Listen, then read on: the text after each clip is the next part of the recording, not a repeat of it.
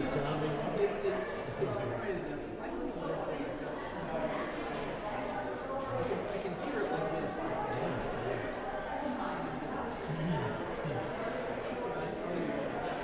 Yeah. The cartoons I used to watch as a kid.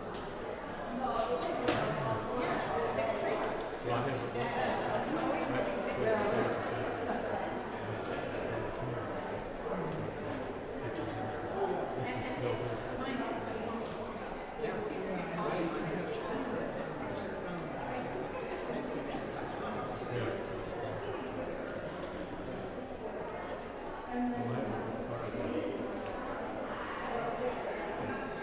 it takes you through all the chords and gives you the tune. Really weird. If you look at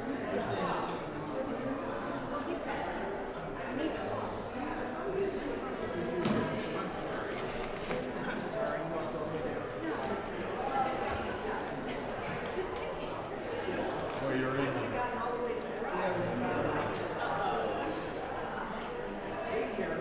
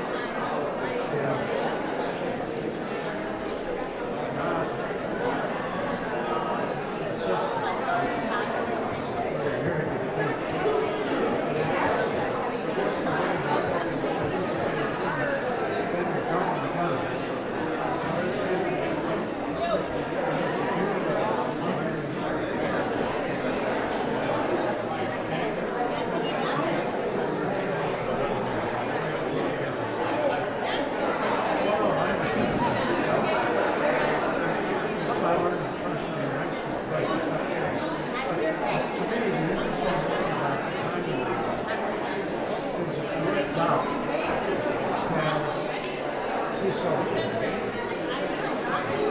You about putting the tea on.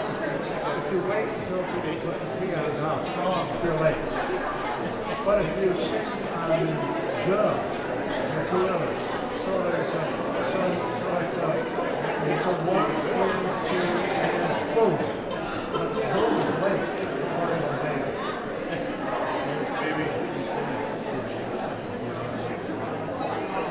No, I understand that. That's right. Oh, wow. But it's one thing to me that throws the whole thing off because it really is 1.5 cylinder line. Because you've got constant story. Yeah.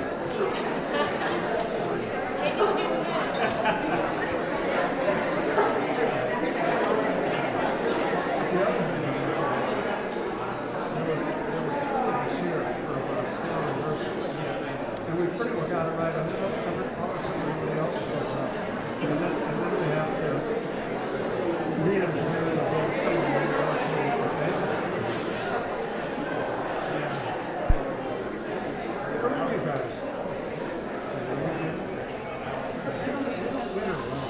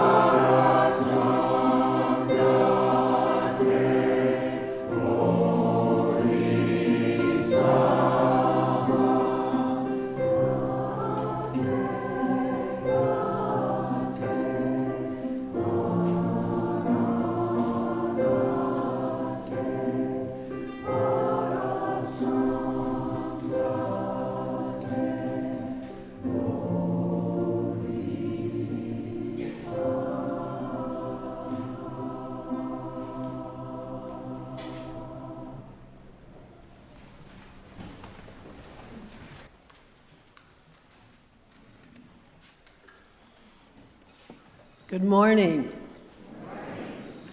Welcome to the First Unitarian Society of Madison. This is a community where curious seekers explore spiritual, ethical, and social issues and in an accepting and nurturing environment. Unitarian Universalism supports the freedom of conscience for each individual, as together we seek to be a force for good in the world. My name is Karen Rose Gredler, and on behalf of the entire congregation, I extend a special welcome to any visitors who are with us this morning. We are a welcoming congregation, so whomever you are and wherever you are on your life's journey, we celebrate your presence among us. May today's service stimulate your mind, touch your heart, and stir your spirit.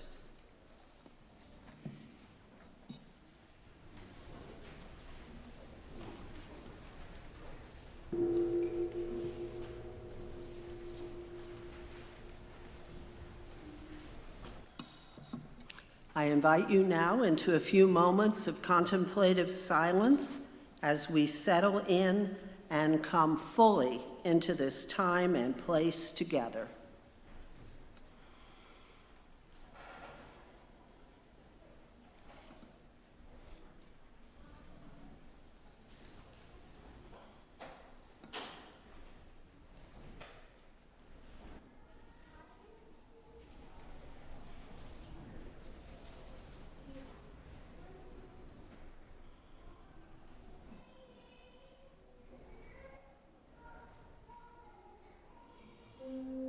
Please rise in body or spirit.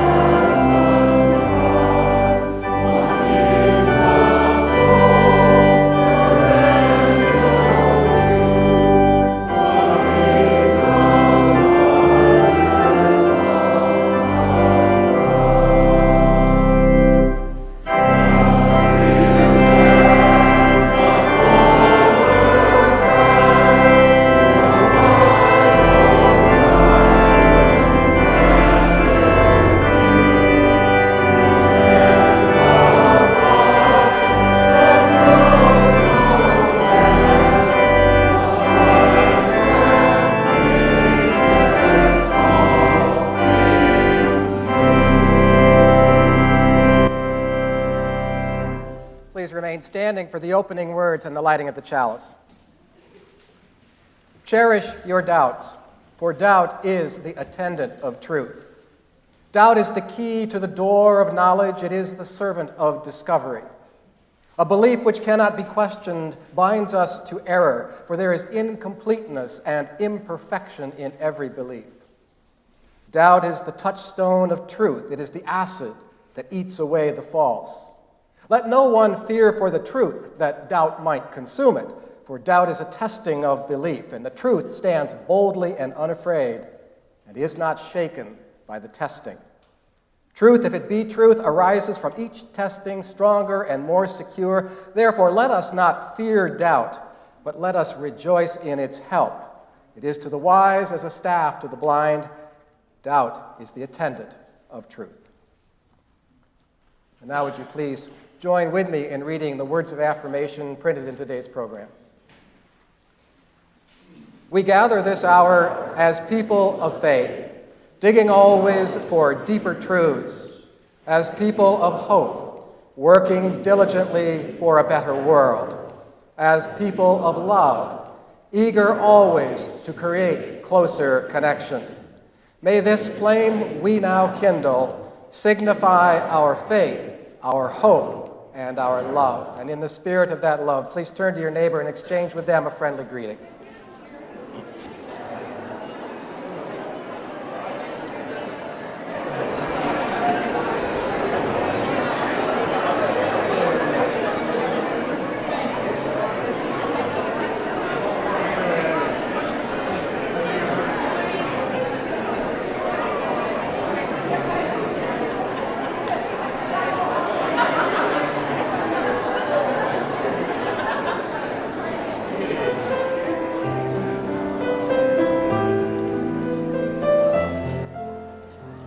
This time, I'd like to invite any children to come to the front for the message for all ages.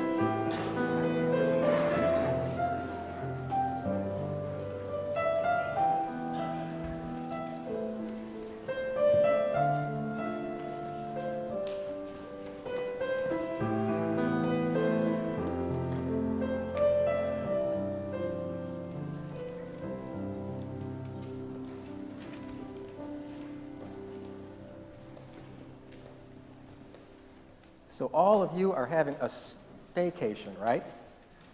You know what a staycation is? It's a vacation where you stay home. Because you're on vacation, right? No? Not yet? Oh, come Monday. Yeah, that's right. Most people will be off for spring break, I think. So this is a story with some pictures that'll be up on the big screen that's called I Wonder. Any of you ever wonder? Ah, good. Well, this is a story about Eva, and Eva is out, and she loves to look at the moon. And as she's walking, she notices how the moon seems to follow her from place to place, disappearing behind trees and mountains, and then reappearing again in some place new. Look, Mama, there it is. The moon looks so beautiful in the sky. How do you think it follows us, Eva? Her mother said. And Eva thinks about that, and she just can't really figure out how the moon keeps following her. Well, it's okay to say, I don't know, her mother says. When we don't know something, we get to wonder about it. Well, Eva says, I wonder if the earth and the moon are friends. Her mother smiles. I kind of like that idea, she said. But Mama, how does the moon really stay so close to the earth? Well, says her mother, there is this invisible force, and that force is called gravity. It's called gravity, and gravity pulls everything in the universe together. Gravity keeps the moon close to the earth, and it keeps the planets close to the sun, too, so they can circle around and around and around. Well, Eva understands a little bit better, but then she starts to wonder and says, Mama, where does gravity come from? I don't know, Eva. Nobody really knows that for sure. And when nobody knows the answer to something, it's called a mystery. A mystery is something for everybody to wonder about together. Oh, how fun, Eva thinks. And she imagines herself wondering about gravity together with all the rest of the people in the world who don't have an answer to it. Eva watches the moon disappear behind the clouds as she walks, and she's excited now to see something else new. I wonder how many grains of sand are in the whole world, Mama. I wonder about that sometimes too, her mother says. But there's trillions and trillions and trillions of grains of sand, and nobody really knows exactly how many. And so Eva tries to think about all of the sand in the entire world. And she says, it feels so big, I can't keep it in my imagination. It kind of makes me feel dizzy thinking about something that big. And then I feel like maybe I'm falling. I know what you mean, her mother said. I think other people probably feel that way too sometimes when they think about really big things. Eva walks down another path and she's looking for the moon again, and then a small orange butterfly appears. And then she noticed that there are butterflies everywhere. Mama, where did all those butterflies come from? Well, Mama says that those butterflies have been flying around now for a couple of days, and they started out as little caterpillars, and those caterpillars came from eggs, and those eggs came from other butterflies. There are cycles all around us, Eva's mother says, and one thing is always ending and another thing is always beginning. Everything is always changing. Eva, can you think of something else that changes? So Eva thinks about that. Well, clouds, frogs, and me. And later, Eva wonders, Mama, what was there before butterflies? What was there before gravity and frogs and clouds? What was there before everything? I don't know, explains her mother. Maybe nothing, but that's another mystery. Her mother says, I like trying to imagine what was here before the beginning of everything. What do you think was here, Eva? And Eva pauses. Well, I don't know. She thinks for a long time, and she said, well, maybe there were feelings. Maybe there were feelings. And as she walks home, Eva sees the moon again, glowing brightly over the roof of her house. Let's go inside, Mama, and let's see if we can see the moon from the upstairs window. And so that's what they did. We live with some really big mysteries. And when we come upon one of those mysteries, it's really kind of a little gift to us, because every mystery is something to wonder about, and for everybody to wonder about together. So the question is, what do you wonder about? And you don't have to answer that now, but you know, in our religious education program, we have all kinds of things that we talk about that people wonder about.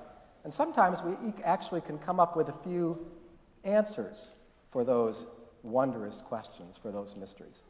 So now it is time for you to go to those children's religious education classes, and we are going to sing you out with our next hymn. Thank you for listening. I like it.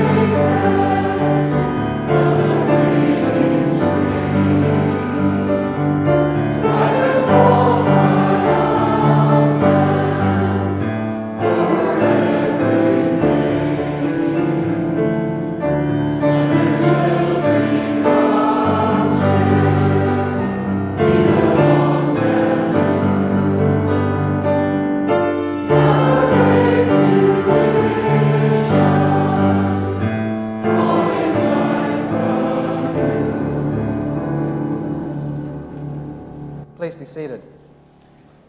At this time, I invite you to join me in the spirit of meditation and inner communion.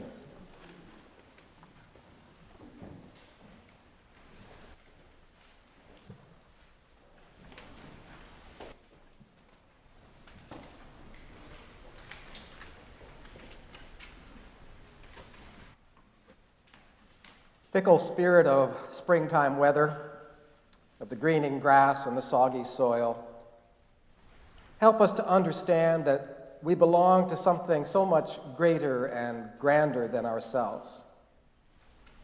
Increase our appreciation for the intricate cosmic web into which our own ephemeral lives are woven. And when we find ourselves frustrated, impatient with the slow pace of winter's retreat, when we are eager for shorts and shirt sleeves and oppressed by the weight of winter clothes, may we then alert ourselves to the larger picture, because the crocus, after all, is content to wait, in no rush to bear its fragile blossoms. The fish will still spawn when the ice is gone, and the robin lay her powder blue eggs when instinct tells her it's safe to do so. Despite what Scripture might imply, the world was not meant to serve at our pleasure or on our timetable. And yet, too often, the world has become a victim of just that assumption.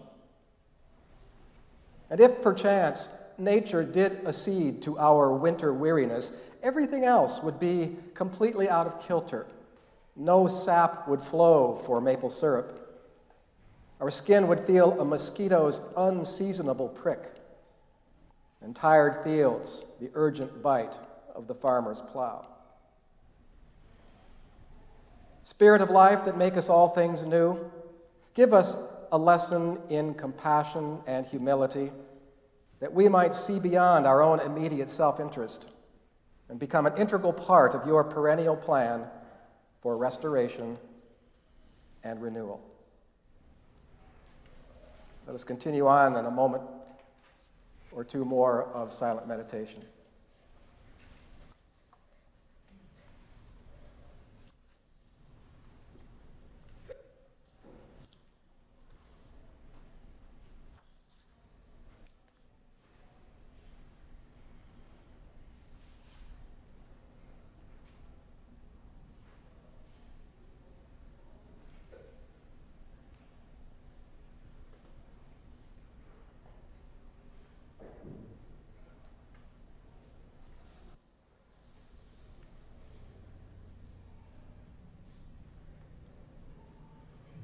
Blessed be, and amen.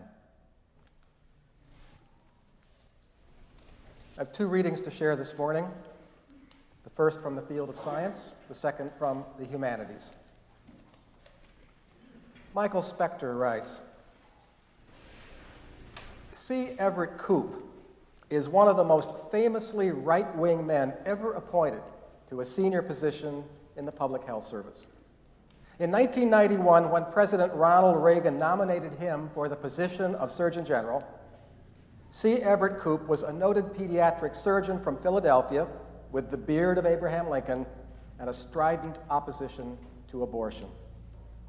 Even today, his 1979 book, Whatever Happened to the Human Race, remains a touchstone for those who are opposed to legal abortion. But Koop had no public health experience. Surgeon generals are usually quickly confirmed and then instantly forgotten. Before Koop, few Americans could have named even one. No public health official in American history, however, generated more controversy. Liberals on Capitol Hill denounced Reagan's choice for what it was, a blatant attempt to place ideological fealty over the demands of public health. And so the battle for Koop's nomination dragged on and on for nearly a year, but in the end, he was confirmed. Koop then proceeded to alienate nearly every supporter he had on the religious and political right. To fight the growing epidemic of AIDS, he recommended a program of compulsory sex education in the schools, and he argued that children should be taught to use a condom. He campaigned vigorously against smoking in public spaces, thereby angering the tobacco industry. When President Reagan asked him to prepare a report on the psychological effects of abortion, the conservatives finally felt certain of the result. And yet, after meeting with activists on both sides, reviewing hundreds of scientific publications, Coop declined to say that abortion was always more dangerous than the alternative. The administration was shocked. Coop later said, "You know, I never once changed my stripes during all of that time. What I did in my job was what any well-trained doctor or scientist would do. I looked at the data and I presented the facts as they appeared to the American people. Because in science, you can't hide from the data." The second reading from Rainer Maria Rilke's collection of letters entitled Letters to a Young Poet. Here he is responding to a letter from a young aspiring poet that he is mentoring, and he tells this young man, "Your doubt may become a good quality if you train it. It must become knowing. It must become critical. And so ask it. Whenever it wants to spoil something for you, ask it why. Why is something ugly? Demand proofs from it. Test it. You will find it perplexed, embarrassed perhaps, maybe rebellious. But don't give in. Insist on arguments and act this way, watchful, consistent every single time. And the day will arrive when, from being a destroyer, doubt will become one of your best workers, and perhaps the cleverest of all those tools that are building your life."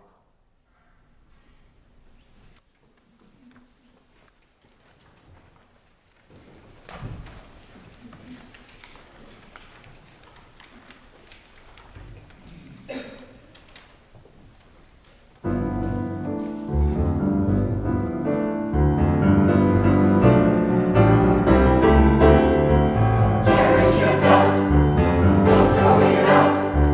That's what true belief is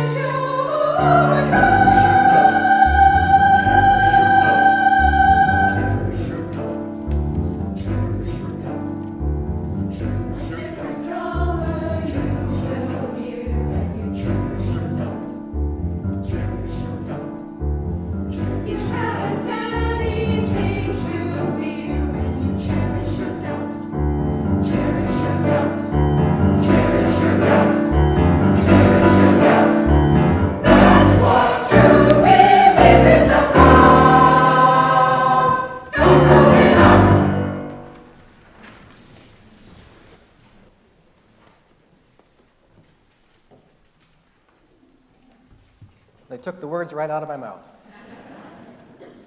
So with respect to this doubt thing, that all too human propensity to question and to challenge assertions that do not square with our experience, well, on that question of doubt, the Bible delivers a decidedly mixed message.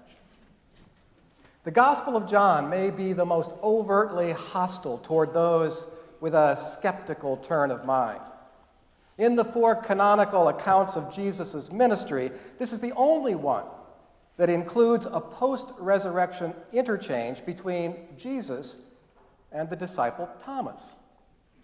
Now, as you may recall, Thomas was not present when the crucified Jesus suddenly and unexpectedly first revealed himself to his compatriots. They came back from that experience, found Thomas. "We have seen the Lord," they tell him. But Thomas is doubtful. Wishful thinking can cause people to visualize things that aren't really there. Unless I see the print of the nails in his palm, unless I can put my hand in the wound in his side, I will not believe. A short time later, Jesus makes a second appearance, and he challenges Thomas to inspect that risen body. Abashed, Thomas quickly confesses his belief in the Lord. But Jesus upbraids him. "Have you believed because you have seen me? Blessed are those who have not seen and yet believed." It would not be too many more years for that lesson to take hold. Doubt is a symptom of spiritual weakness and human willfulness. For subsequent generations of Christians, that meant accepting the Gospels at face value and resisting the temptation to quibble about even their most dubious claims. Now, by contrast, the author of the Old Testament book of Ecclesiastes, also known as Koheleth, that author invokes his own life lessons in order to call into question much of what passed for conventional wisdom at that time. It simply isn't true that good people invariably prosper, he wrote, that justice is always meted out fairly, that wealth and power ensure human happiness. All of this, Koheleth says, is poppycock, or as he put it, mere vanity and a striving after the wind. Now, the creator of that ancient text was no cynic, however. He urges his readers to find pleasure in life's small graces and to live righteously without harboring illusions. As Jennifer Hecht says, the teacher makes a simple appeal to experience, the evidence of history and of our senses. Ecclesiastes was almost certainly composed by someone imbued with the questioning, skeptical mood of Greek philosophy, which was very much in vogue in 3rd century BCE Palestine. And there's also tantalizing hints of Buddhist thought, because Buddhism as well places a premium on personal experience and careful discernment. Annie Tenzin Palmo is a teacher in the Kagyu order of Tibetan Buddhism, and she recalls a story from the ancient texts in which a group of villagers come seeking an interview with the Buddha. And they complain to him, "Many teachers come to our village, and each one has his own doctrine, and each one claims that their doctrine exclusively is true. It makes us totally confused. How do we judge?" The Buddha listens sympathetically to the villagers, and he says, you have a right to be confused. This is a confusing situation. And then he offers them the following counsel. Do not take anything on trust merely because it has been passed down through tradition, or because your teachers say it, or because the elders have taught you, or because it is written in some famous scripture. When you have seen it, when you have experienced it for yourself to be right and true, then you can accept it. Here again, the teacher points to the primacy of personal experience, which is not to say that those ancient scriptures have nothing worthwhile to say to us, or that the sage does not deserve an open and respectful hearing. The kind of doubt that both the author of Ecclesiastes and the Buddha recommend to us is more akin to the fearless sifting and winnowing by which alone truth may be found. The phrase that we find on Bascom Hill and that has guided students and faculty at the University of Wisconsin since 1890. And this is also the kind of doubt that I, as a Unitarian Universalist, subscribe to. It is a commitment to that process, as Robert Weston put it, that eats away the false while simultaneously revealing precious nuggets of truth. Now, to be sure, we should not place doubt on too high a pedestal, for then it risks becoming a caricature of itself. The British novelist and Unitarian W. Somerset Maugham had just this in mind when he jestingly described his co-religionists as people who very earnestly disbelieve in almost everything that everyone else believes, and they have a very lively, sustaining faith in they don't quite know what. So we should not presume that doubt is ever and always profitable.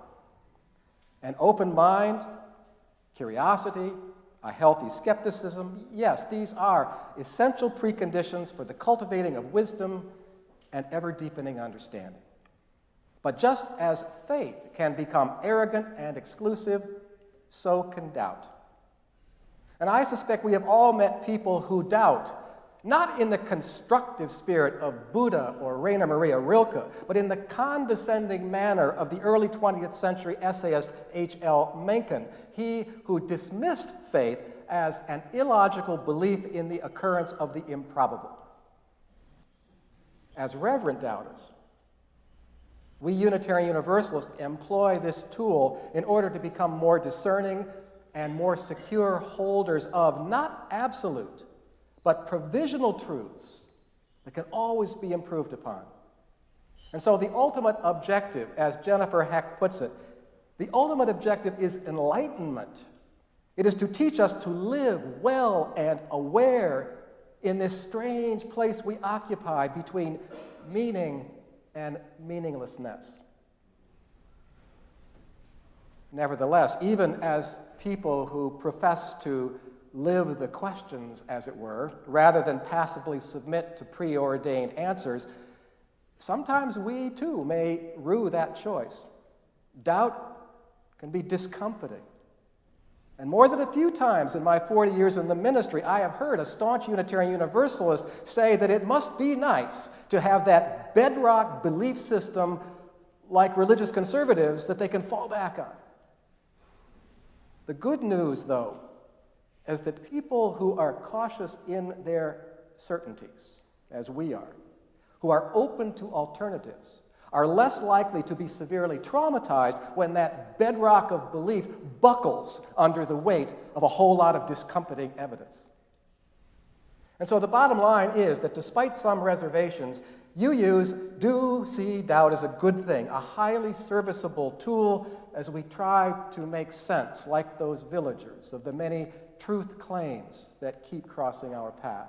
As Alfred Lord Tennyson, the great 19th century British poet, once put it, there lives more faith in honest doubt, believe me, than in all the creeds.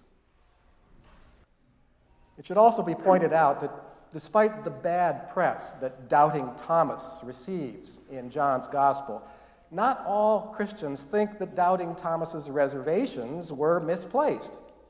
Take C. Everett Koop, the former Surgeon General whose story I shared a few moments ago. Koop was a conservative Christian who was appointed to his post with the expectation that he would establish public health policy on a strictly ideological basis. But Koop was also a scientist. And like any self-respecting scientist, he entertained his doubts. And they ended up taking him in a direction that he had not expected. His early supporters, they took him to be a true believer first and a medical practitioner second. But as Koop later said, I never changed my stripes. I did what any well-trained scientist would do. I followed the data. It's unfortunate that more religious conservatives have not followed Dr. Koop's example. When George W. Bush was the president, he was a self-declared evangelical Christian.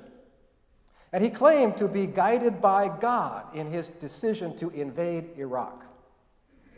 The original pretext was, we will recall, the need to discover and to destroy Saddam Hussein's stockpile of WMDs, weapons of mass destruction. Now, if President Bush had relied on the data that had been painstakingly gathered rather than on his faith in God's guiding hand, then he would have let Saddam's floundering regime topple of its own accord. Because there were no WMDs, as numerous experts had attested before that invasion took place. Jim Wallace is another evangelical leader of a more progressive bent, and before the invasion, he tried to engage the president on this issue. Bush wouldn't see him. And later, Wallace said, faith can cut so many ways, and when faith is designed to certify our righteousness, then it can be very dangerous. And 15 years later, the people of Iraq are still living with the fatal consequences of too little doubt. But here's the thing. So far today, I have been discussing honest doubt. Doubt employed for the purpose of exposing error, deepening our understanding, and creating more legitimate and trustworthy human institutions. Unfortunately, in recent times, we have been witnessing the spread of dishonest doubt, the kind of doubt that's deliberately designed to sow confusion and mistrust and to manipulate public opinion.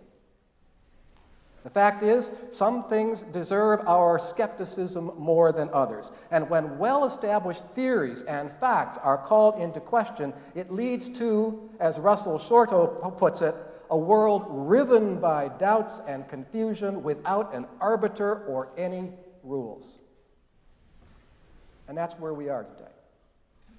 Examples abound.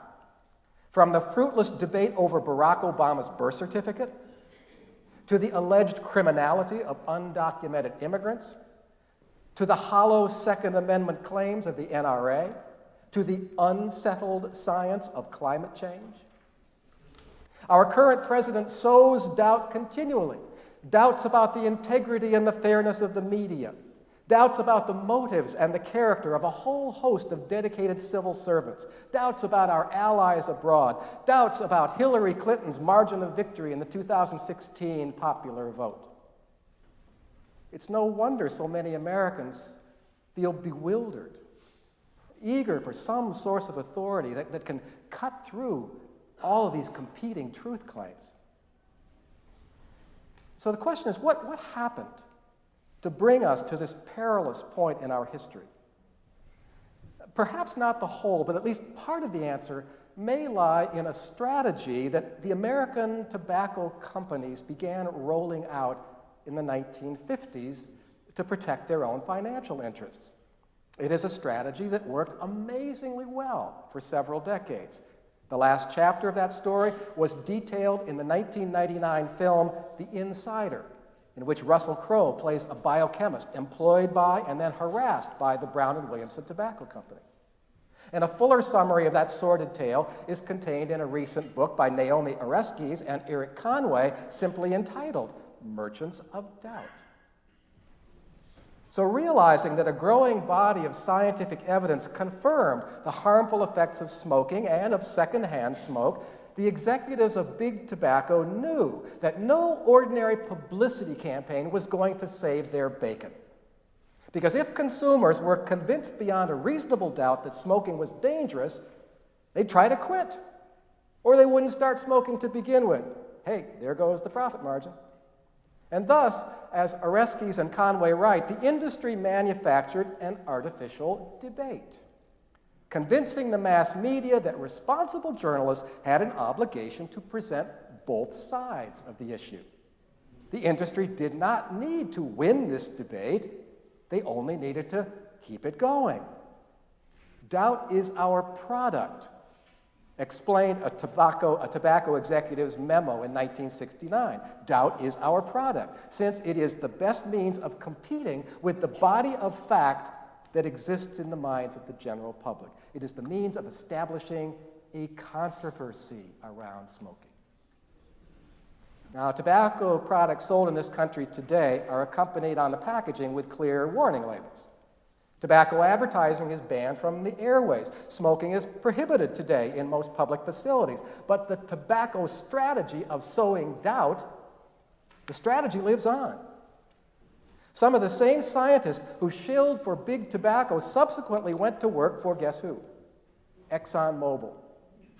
And they were given the task of poking holes in the data related to climate change.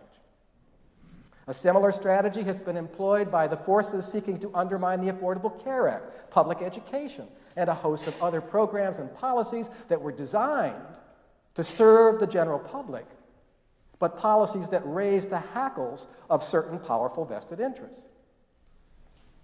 So dense has this cloud of doubt become that it's begun to feel almost like we're all being gaslighted.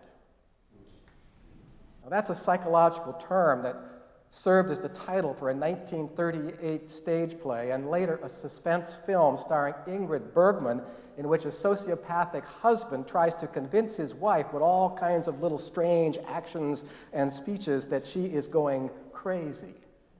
She's being gaslighted, which is defined as those strategies, behaviors, and statements a person uses to cause another person or persons to doubt their memory, their perceptions, or their sanity. Now, there's an extensive literature today on this subject, and therapists can help clients to determine whether a partner or a coworker or an acquaintance is acting or speaking in a manner designed to create serious, disabling self-doubt. But not just individuals. Groups can be gaslighted. Charismatic cult leaders practice gaslighting so that followers will lose trust in themselves and place their exclusive trust in that cult leader. And it's a strategy that dictators use, like Vladimir Putin, who uses gaslighting masterfully to command the loyalty of the masses in Russia. So the long and short of it is, doubt can clearly be a double-edged sword. We lose our freedom and our independence of thought by binding ourselves too tightly to certain beliefs, but also by allowing wholesale doubt to overwhelm our powers of private judgment. Both of these pose a threat, but it may well be that the latter is the graver of the two threats that we face as a society today. So if we must have faith, and yes, we must, and if we must trust, and yes, we must, let it be with our eyes wide open. And although we must never cease from questioning, let that questioning be with due diligence and with undying respect for the wisdom of the ages. As Francis Bacon, the eminent British scientist and philosopher, put it some 400 years ago, if we begin with certainties, we shall end in doubts. If we will be content to begin with doubts, we may end with a few certainties. Blessed be, and amen. This week, as was the case last week, we will be sharing the offering with our Unitarian Universalist Service Committee that is working around the world to promote justice, peace, and sustainability. Please be generous.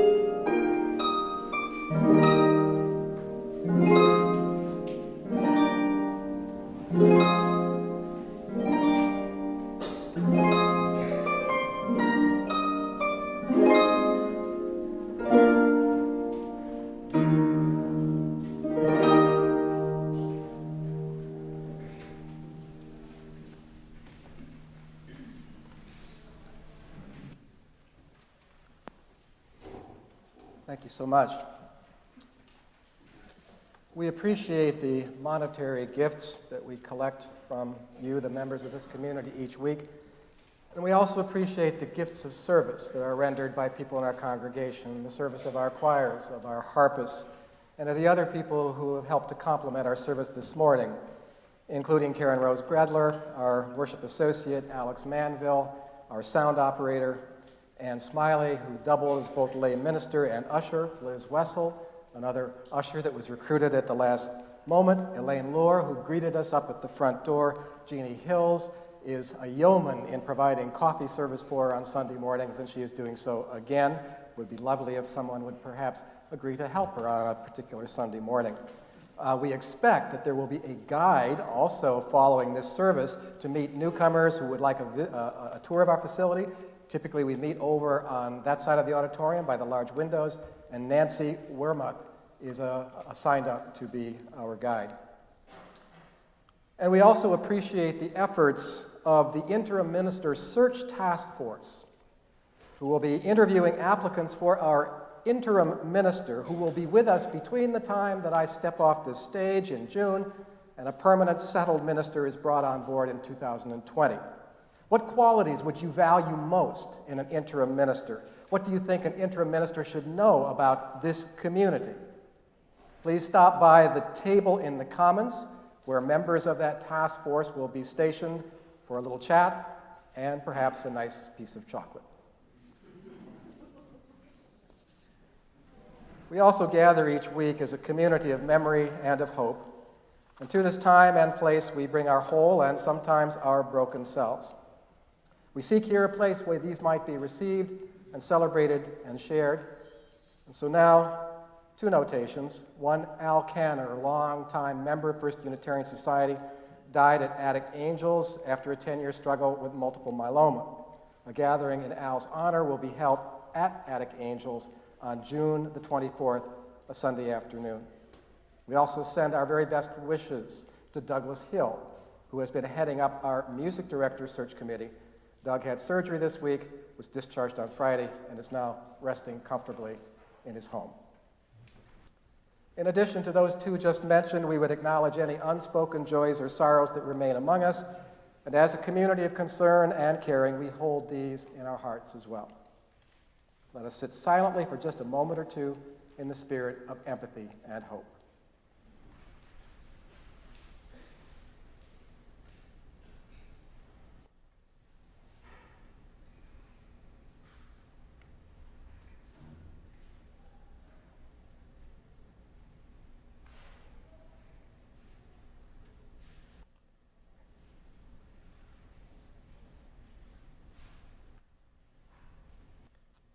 And so by virtue of our brief time together, may our burdens be lightened and our joys expanded.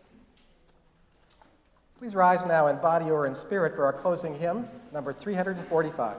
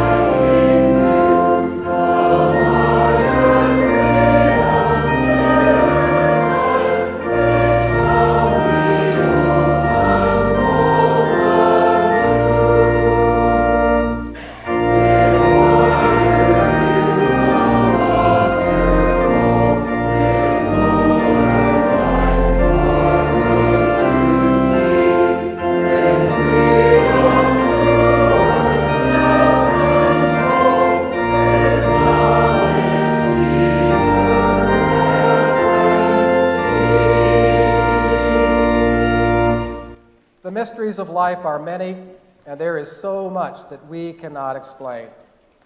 Let this not deter us from yearning and working for the good. May we feel our strength, be of good cheer.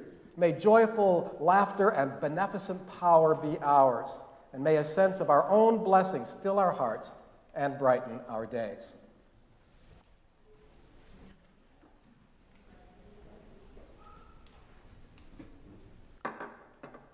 In a few moments, our service of worship will conclude. Let our service to the world commence. Please be seated.